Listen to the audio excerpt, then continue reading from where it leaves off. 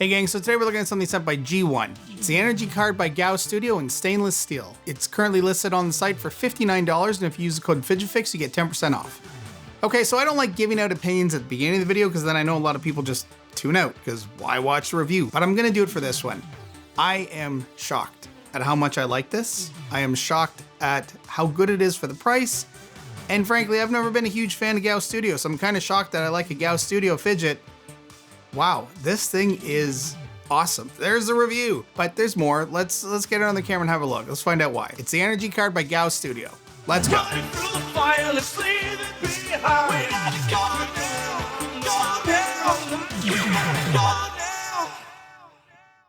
Okay, here we go with the energy card. Now, as I said in the intro, this was a surprising one for me because I did not expect to like it as much as I do.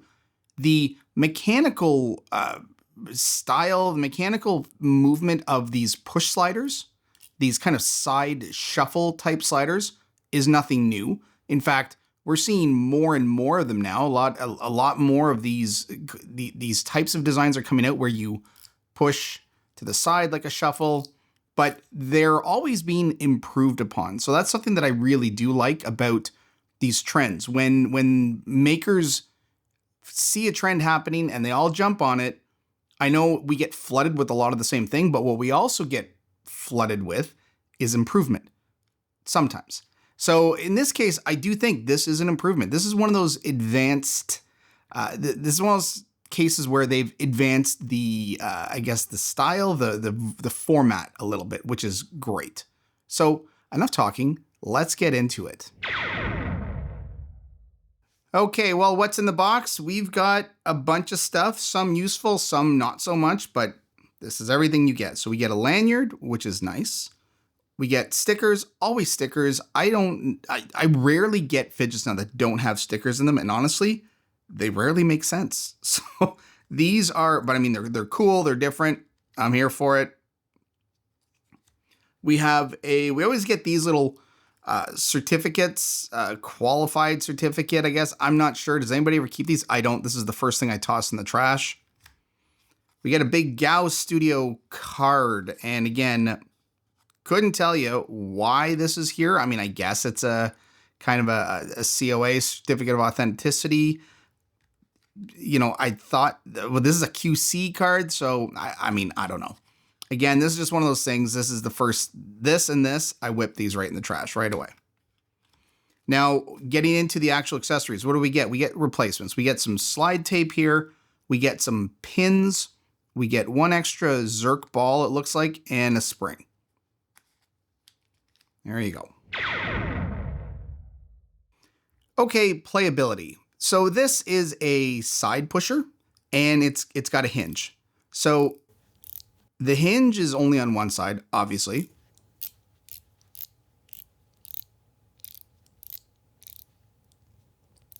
So it's basically just a push out. But what these new ones do is they also allow you to go in the opposite direction.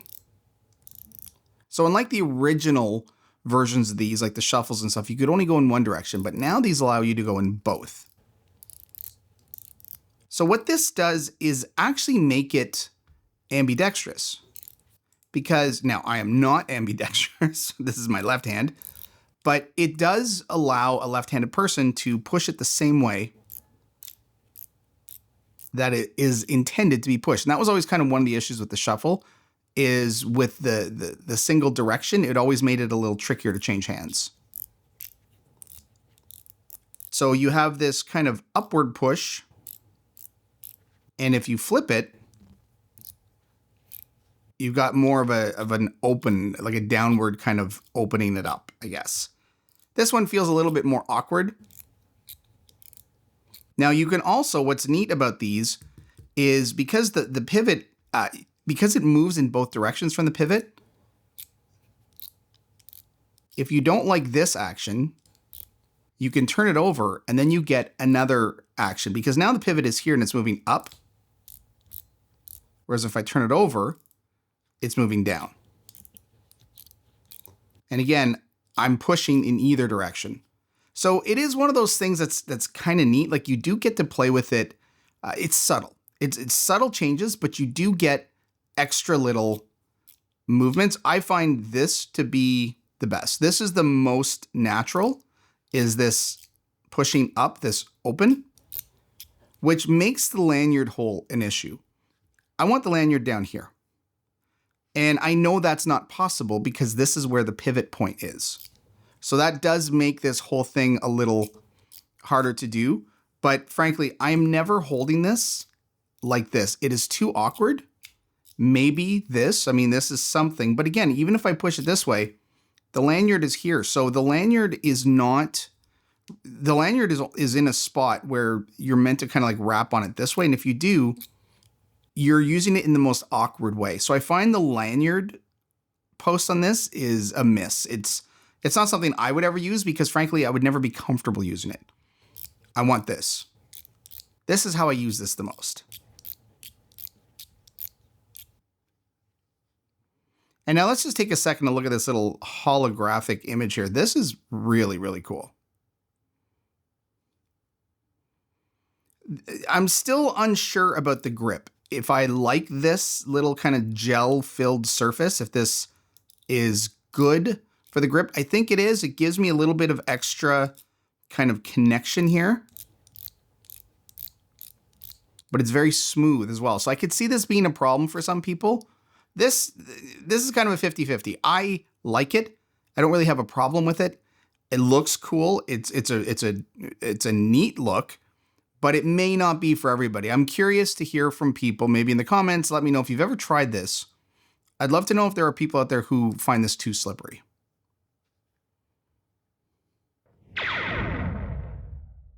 Okay, sound. Let's really focus on the sound here. This is a gorgeous sound. This is a zipper.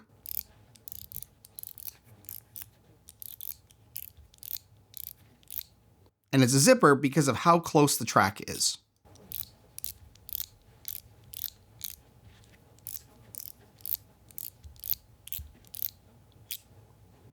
That's it. That's the only sound that comes out of this.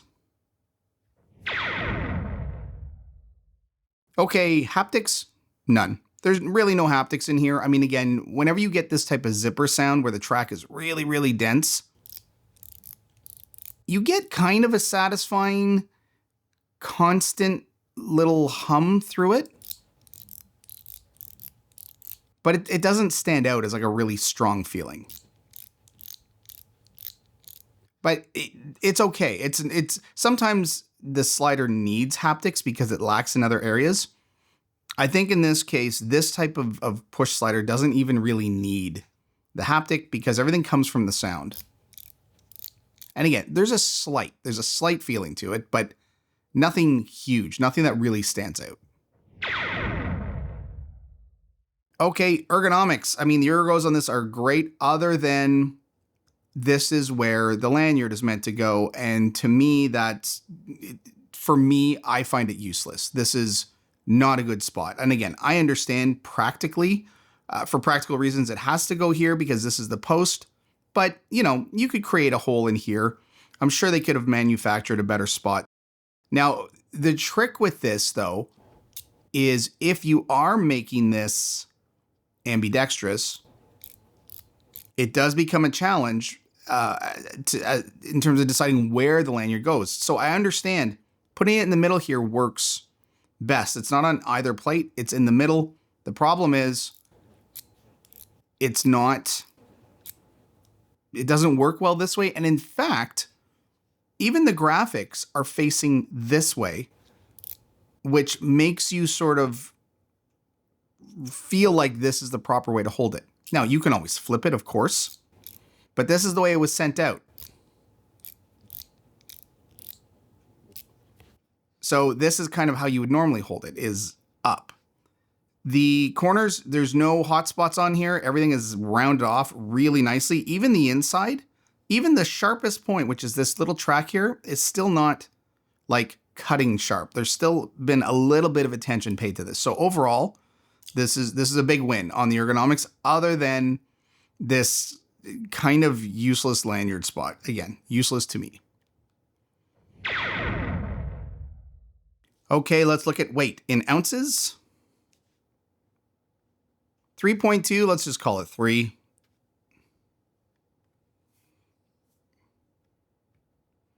and 91 grams. 91, almost 92, maybe because it's 91.6. If you can feel the difference between a 91 and a 92, you have superpowers. So let's just call this 91 and a half. And let's go for our measurements in millimeters. We're sitting at 42. What's that in inches? It's like 1.65.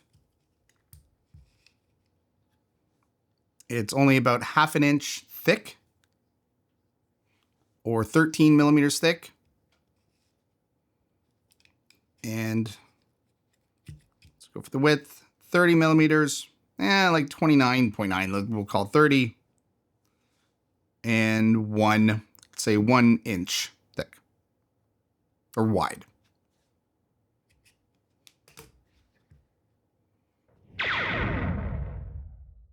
Okay, internals. Well, let's get this opened up. So when you first see this, there really isn't any obvious way to open it up. It's very closed off. We're not seeing anything. It looks all sealed. However, what we're actually looking at here in the track is the entire back of the plate. So that's it.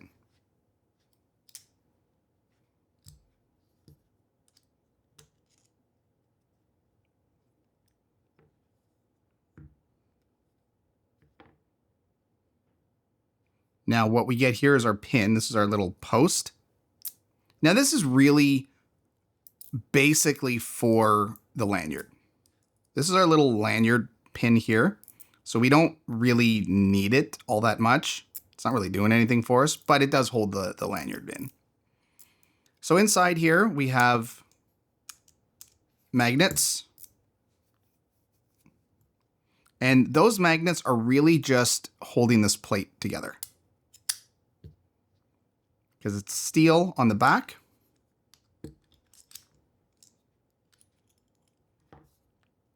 Again, we have our little plate here. Now, inside here, and we'll open this up to look at it. I know everybody likes to see this opened up. We have a tiny, tiny little track. So I have not opened this up yet, but in looking at this track here, this tells me that the balls are pushing, or the ball is pushing that way, because I have no track, no teeth on the other side. I only have teeth on this side. So I'm going to open this up and I'm going to try my best to prevent this ball from shooting across the room. Okay, so this is a T5. I thought it was a T6. It's not. It's T5. So I've never had something that small. Okay, so we're going to take our screws out here.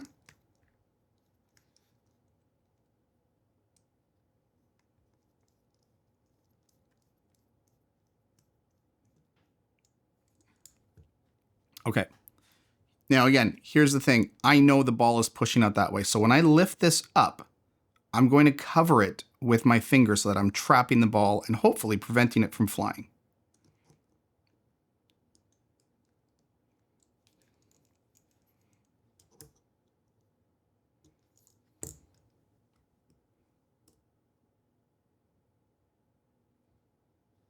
So again, these things are super, super dangerous when you're taking it apart. Even though I was covering it, the ball still found a way to come out. Thankfully, it hit the ridge. But if something this small goes flying, like, ugh, that is a tough thing to find. Okay, so we have, again, we have the spring and the ball is just pushing into the teeth here.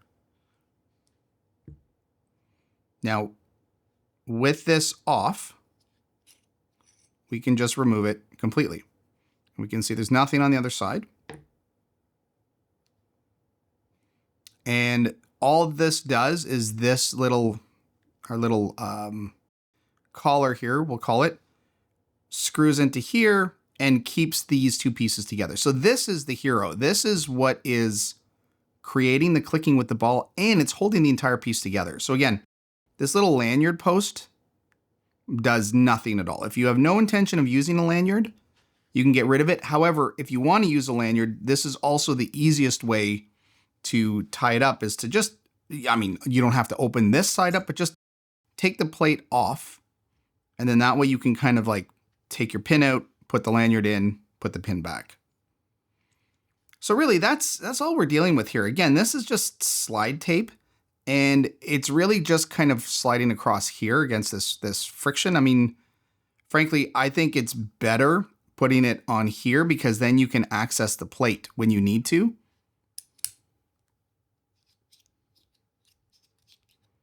I don't know if that makes a difference in terms of where you put it. But again, I just find that this way is a guarantee that you are going to have to replace your slide tape if you want to pop this other piece off. Now, I wonder. No, that wouldn't be.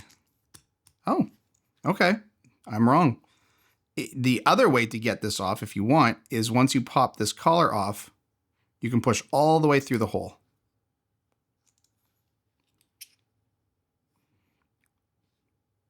So look at that. I've been wrong the entire time. This is the only way to take this other side off. That I'm not crazy about because you have to go through a very tricky operation to get this plate off. That to me is a flaw. I really don't like that the maker is forcing us to deal with balls and springs to get this other face off. So that needs to have a better solution. Just put in another hole. Give us another hole somewhere that we can access this without taking this apart, because this is always so risky. My carpet is probably filled with springs and balls from all these reviews from losing crap all the time. So I do not like that I have to go through this to risk losing something just to switch the faceplate off. That's a disappointment, GAO. Like, let's GAO Studios. We're not on a first name basis, but seriously, guys, put another hole in here. Do not make me take this apart just so that I can get my this faceplate off. All right. Well, after that chastising, let's get this back together.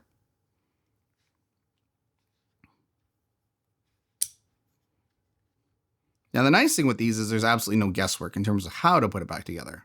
Very simple. This, though, this is never good. Okay. Let's see, can we think of an easier way to get this in? No. So, here's the trick. Ugh, these always turn out bad. I have to take the ball. I have to take the ball and I have to put it into its position here on the spring. Okay, so far so good.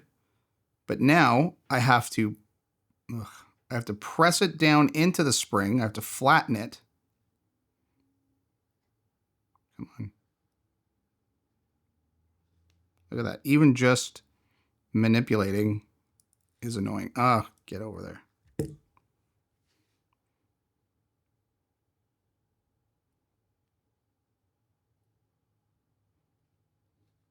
Okay, so once that's on, I have to press it down. But not only that, I have to decide what my finger position is before I do it. I'm sure you've done this, and if you haven't, a lot of us have, where whatever finger is the most convenient, that's the one you use to kind of like prep to get the ball ready, but then you have to change your grip. And it's like, oh, now I have to let go of one side, change hands, try to press down on it again without letting it go flying. So I'm going to practice ahead of time. If I have it pinched this way, then I can put it straight down. So that tells me I want to use this finger to get it ready. Now again, the ball is sitting here. This makes it really, really tricky.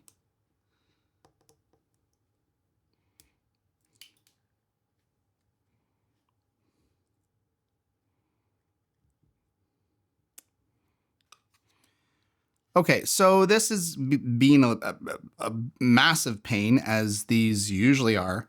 So what I've done is I've laid this down sideways, and I've got the spring and ball kind of in position.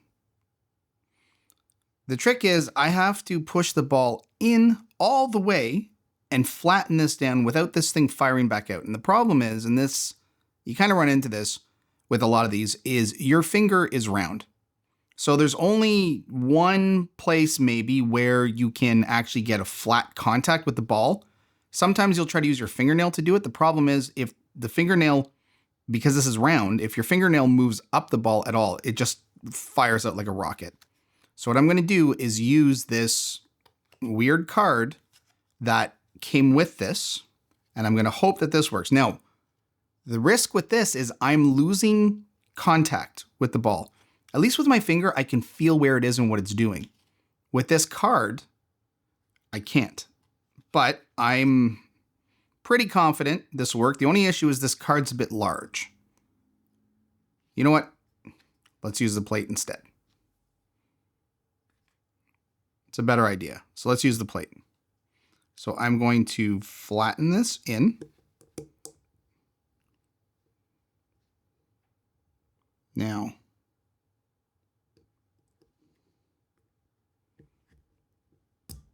there we go. And it's in. So at first I was going to use the card, but I realized the card is a bit too big, too hard to manipulate. So just use the piece that comes with it. Use its own, use one of its own body parts. That worked. Now I'm lucky that worked, but again, you do need something that you can flatten, that allows you to flatten and then push straight down. And be careful because when it first goes in, sometimes it wants to go in on a bit of an angle. So you think you have it in, but this edge is actually lifted a little bit, so the ball is still exposed. Make sure you're pushing straight down and flat. Okay, now let's get this back together. Now the smoothness does come from how tight you make these screws.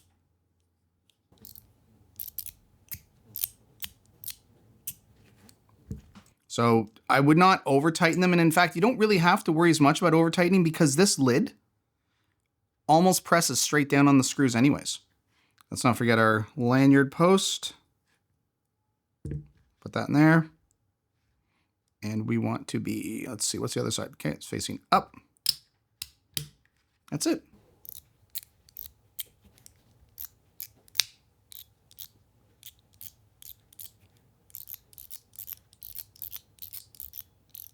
There we go.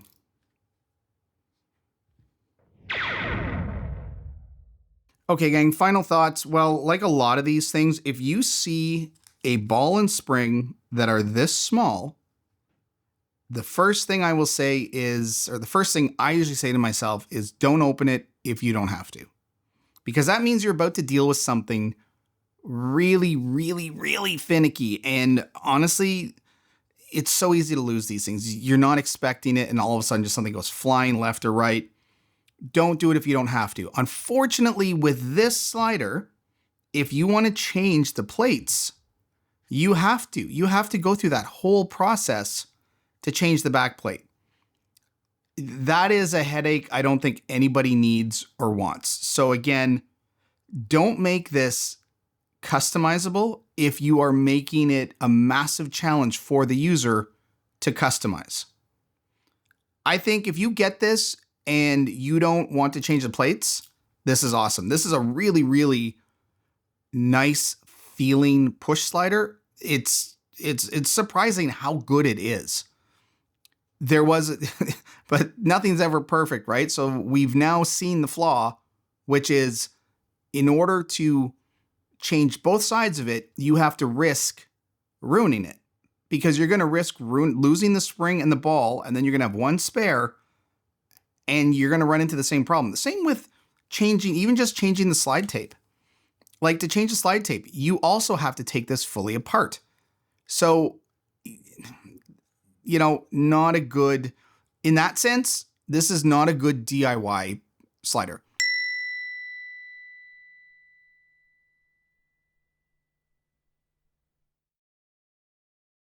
Get it.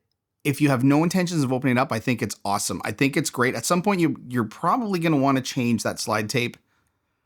So that's something maybe for more confident people, more competent people that are okay with opening this kind of thing and dealing with it.